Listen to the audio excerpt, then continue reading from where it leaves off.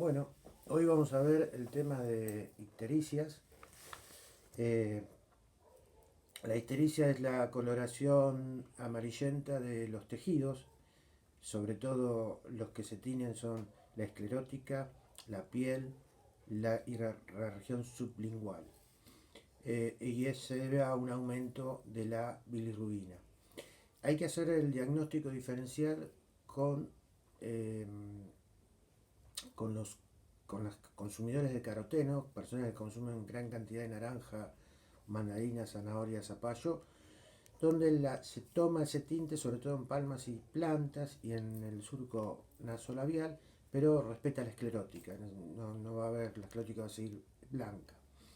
También con las personas que consumen quinina y también fenoles, puede dar una coloración de ese tipo.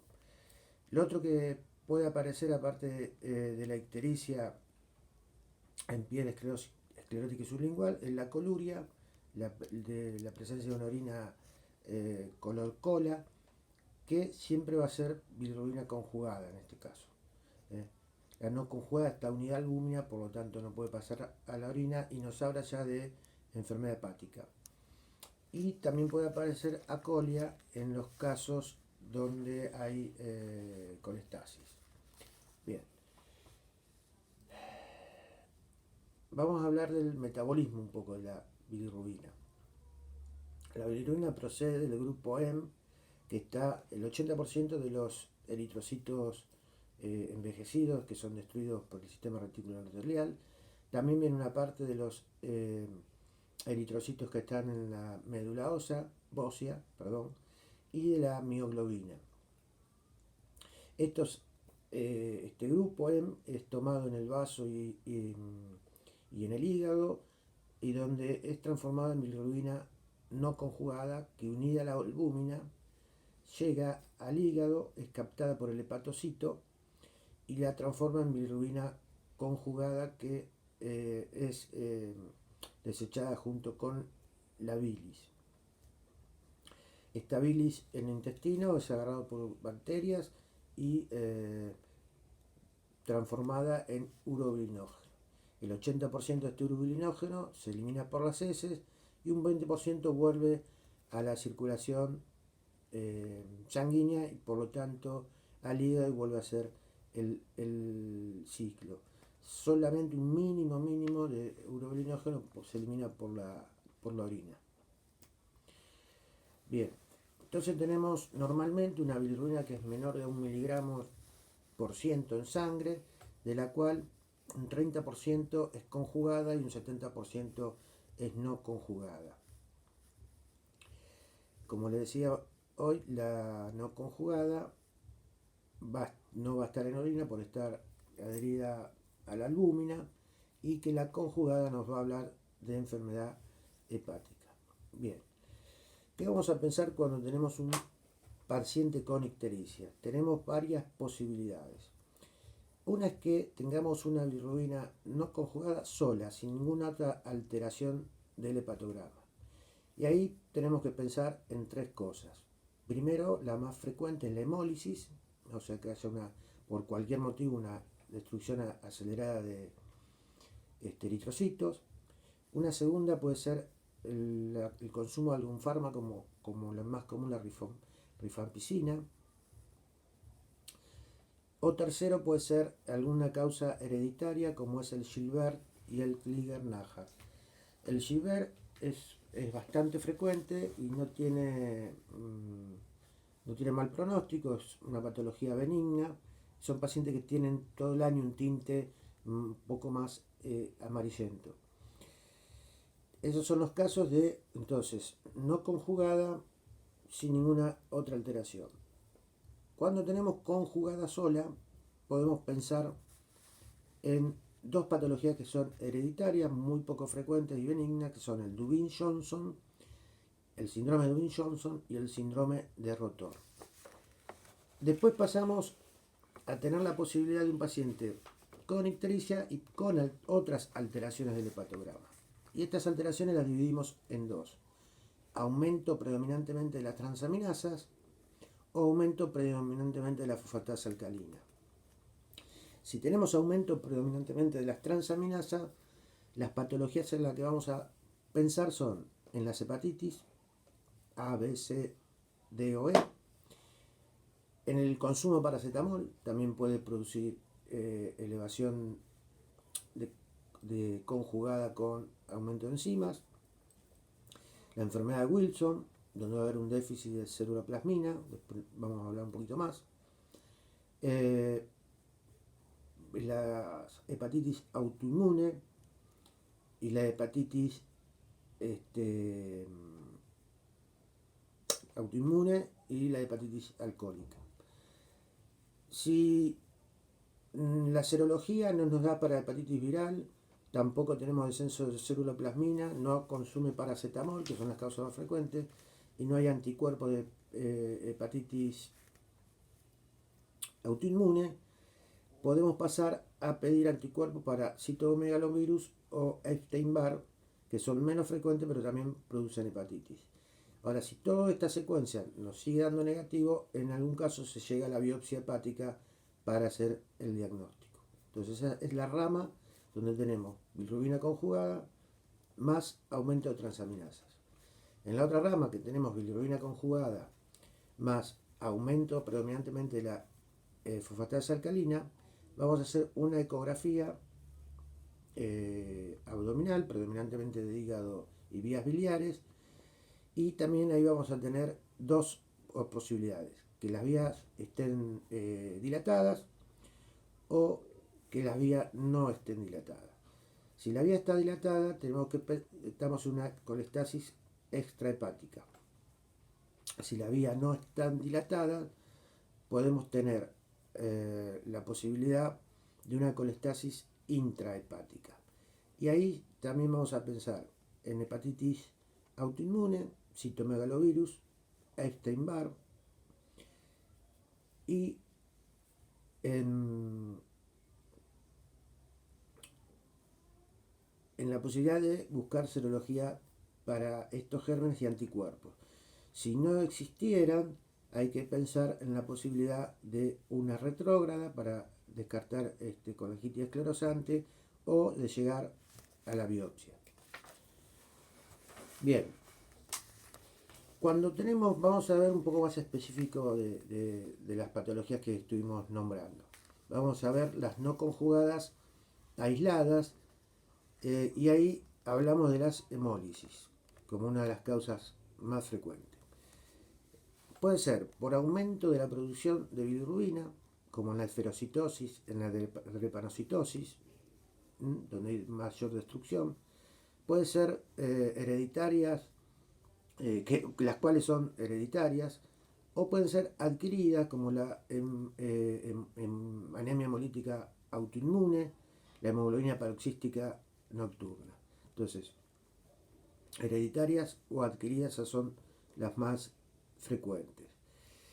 Cuando hablamos de destrucción en la médula ósea, generalmente es por eritropoyesis ineficaz, por déficit de B12, por déficit de ácido fólico o en las talasemias.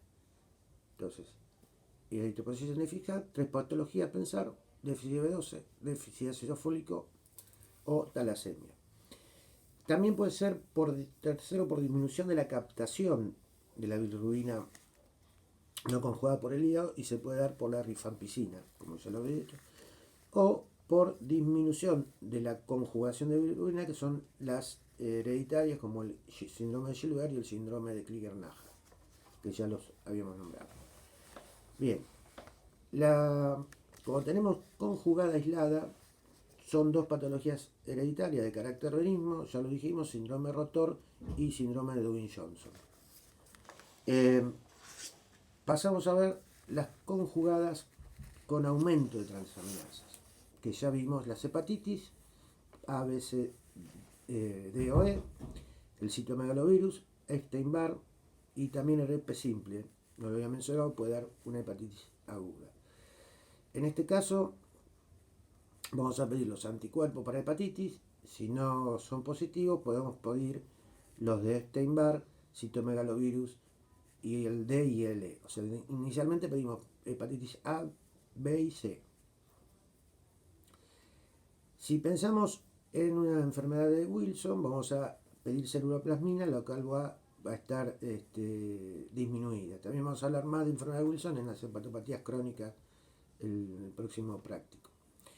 En cuanto a los hepatitis autoinmunes, va a dar positivo los anticuerpos antinucleares y a veces los anticuerpos antimúsculo liso.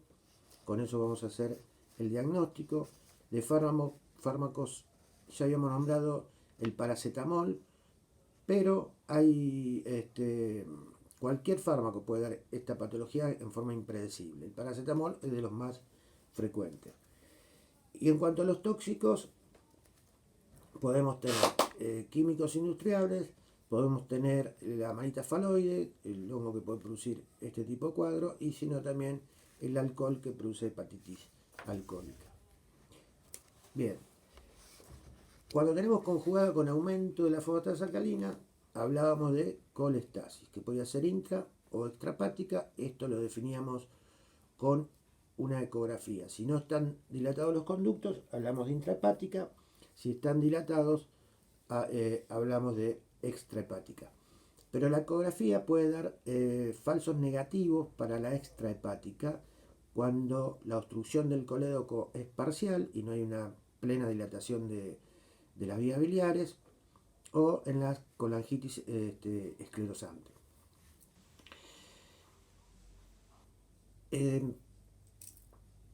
¿Cuáles son las causas más frecuentes de las extrahepáticas? Son lo que denominamos síndrome coledociano.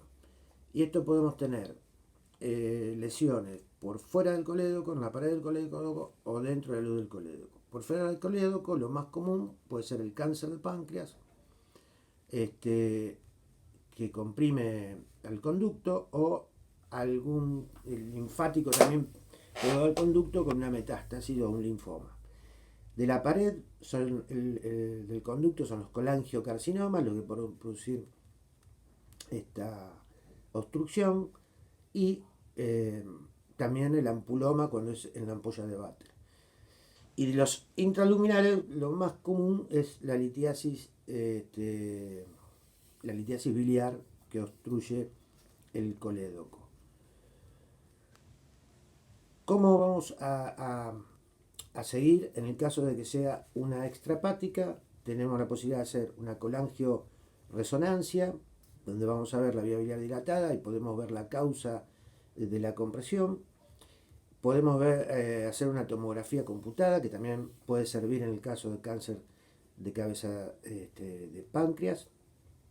Y si no, vamos a llegar a hacer una colangiografía retrógrada endoscópica, con lo cual tenemos varias posibilidades. Nos sirve para hacer diagnóstico, ver la vía biliar dilatada, ver qué es lo que lo está obstruyendo, y en algunos casos también es terapéutica, porque podemos lograr, si es una litiasis, sacarla con una papilotomía. Se hace una papilotomía, o sea, se corta la papila y se extrae el cálculo y está solucionado el problema. Si en cambio es un colangiocarcinoma o un cáncer de páncreas, se puede poner una endoprótesis para saltear la obstrucción. Y en caso de colangitis, también, que es una situación muy grave, muchas veces se deja un drenaje bilionasal para drenar la bilis. En caso de que fracase la colangio-retrógrada endoscópica, se puede llegar a hacer una punción hepática transcutánea. Lo que tenemos que estar seguros es que la vía biliar está dilatada para hacerla, y segundo, que no tengamos problemas con la hemostasia. Si todo esto fracasa, se llega a la cirugía biliodigestiva, donde se hace una anastomosis de intestino delgado con colédoco por arriba de la obstrucción. Eso se usa más que nada cuando hay un cáncer de páncreas o un colangiocarcinoma, para evitar la obstrucción. Bien. La litiasis, que es de la causa más común del síndrome coledociano, se puede presentar con ictericia, dolor abdominal o asintomático. A veces no da dolor, el dolor no es característico, salvo que tenga un cólico biliar, que es cuando también tenemos inflamada e infectada la vesícula. donde es un abdomen agudo con defensa, etc. Y se va a presentar con ictericia colicoluria y puede tener colangitis, o sea que esté infectada la vía biliar, lo que es una urgencia, hay que desobstruir rápidamente la vía biliar. Bien, en el caso de las colestasis intrahepática, ya hablamos de algunas. Las hepatitis virales cualquiera puede dar una colestasis intrahepática.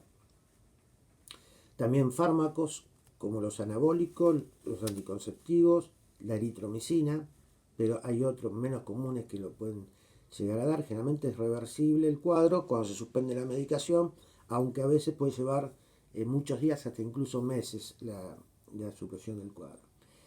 Otra que puede provocar colestasis son también las hepatitis alcohólicas, a veces se pueden presentar en forma de colestasis. La cirrosis biliar primaria, que es más común en mujeres a mediana edad y donde vamos a tener los anticuerpos para antimitocondriales que sean positivos.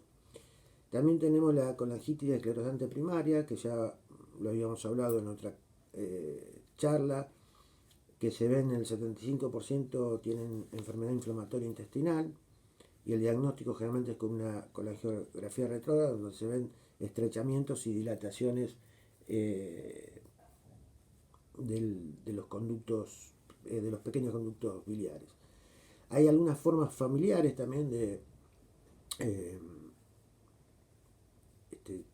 colestasis intrahepática, y también existe una colestasis del embarazo que se ve en el segundo o tercer trimestre del embarazo y que desaparece con el parto. En cuanto a otras posibilidades de las hepatitis, a la B, cuando se cronifica, puede dar otras complicaciones como son la glomerulonefritis y síndrome nefrótico y la poliarteritis nudosa. La C, esa es la hepatitis B, la hepatitis C también puede llegar a dar glomerulonefritis. Tenemos que nombrar también lo que es la hepatitis fulminante, que se ve más en la B. Hay una necrosis masiva del hígado y el paciente entra rápidamente en insuficiencia hepática.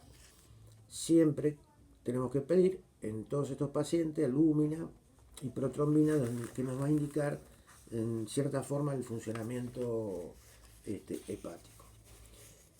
Vamos a hablar un poco de los distintos tratamientos que podemos presentar. En cuanto a las hepatitis, la A no tiene tratamiento. En cambio, con la B podemos usar la amaviduina o también en algunos casos el interferón. En las hepatitis alcohólica aguda severa o en las hepatitis autoinmunes severas se puede usar corticoides. La dosis es mesprednisona 40 miligramos por día durante 4 semanas y luego se desciende la dosis. En el caso de la hepatitis fulminante es un paciente que requiere de terapia intensiva. Tenemos que sostener todas sus funciones vitales al máximo con hidratación. Se va a hacer nutrición enteral o parenteral. Tenemos que prevenir edema cerebral. Para eso la posición de 30 grados del paciente sentado, y muchas veces la asistencia respiratoria mecánica con hiperventilación también sirve para esto. Se puede usar plasma fresco congelado en los casos donde haya hemorragia. Hay que tratar si hay la insuficiencia renal con volumen o en muchos casos llega a hacer diálisis, y si no podemos pensar en el trasplante de hígado. En cuanto el tratamiento de las poshepáticas, ya lo vimos cuando hablamos de colestasis extrahepática, todo el tratamiento de lo que sería el síndrome coledociano. Y tenemos que, entonces, cuando tenga un paciente ictericia, vamos a necesitar un hepatograma para ubicarnos. Vamos a tener que pensar si es conjugada, no conjugada, si hay aumento enzimático, TGO y TGP, o si hay aumento de fosfatasa alcalina, y de ahí uno arranca los siguientes pasos para llegar al diagnóstico. Bueno, espero que haya sido claro.